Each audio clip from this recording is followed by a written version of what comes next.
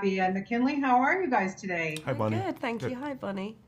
Hi, nice to meet you. Abby, let's start with you. What a riveting series. I could not stop watching this from beginning to end. Oh. Congratulations.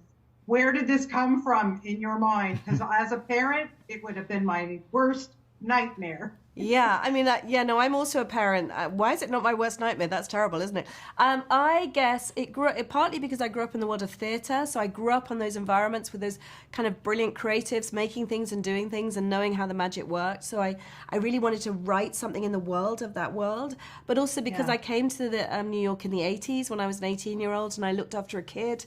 And I felt like I was trying to look after this kid, but I had also had a real understanding of how brilliant New York was, but also sort of from a kid's perspective. I guess there was that. And when I first came here, I realized that, this was a New York that I'd loved, that I'd seen in so many movies and TV shows, from Taxi Driver through to Kramer versus Kramer through to Tootsie, through to a lot of Woody Allen.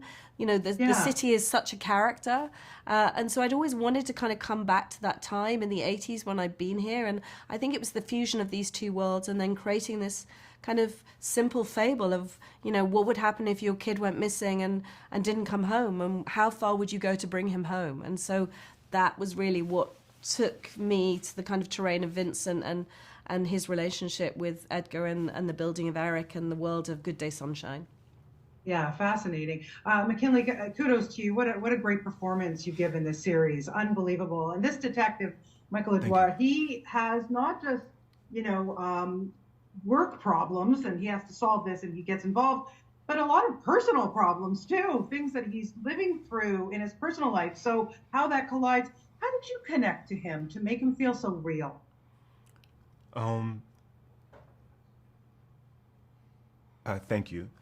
And um, I think I connected with his heart first, and I think I think there's a piece of me that understands what it is to be black and queer in the world and in New York City, uh, but also what it is to sort of be on a journey of acceptance and like understanding how to love yourself, and how that is so closely linked to you sort of operating at your full capacity.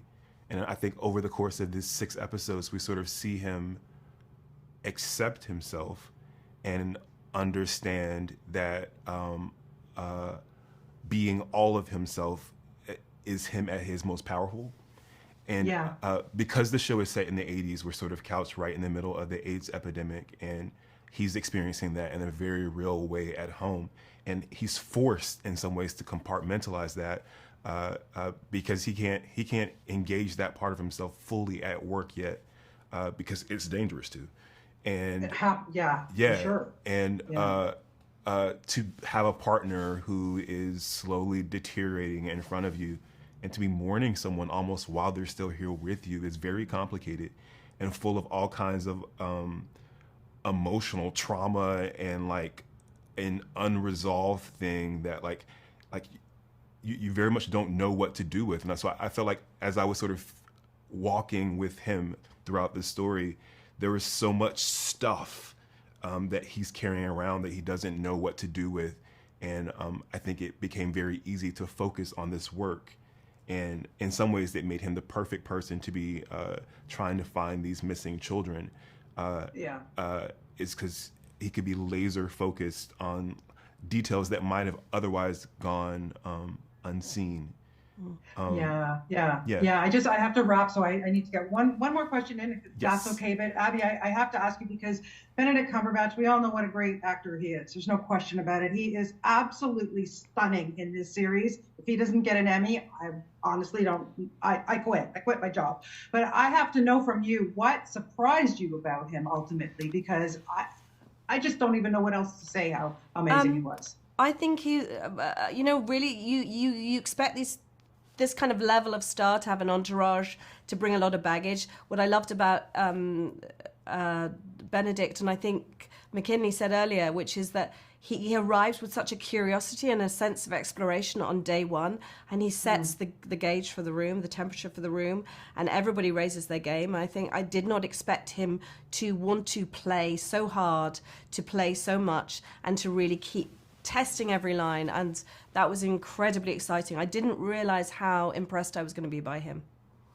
Yeah, listen, he just, yeah, it's fantastic. You guys, thank you so much for your time today. Again, McKinley, you're just so good in this, honest to God, and thank you for this series, Abby, for writing it and giving it to us. It's pretty bold and it's fantastic. Thank you so much.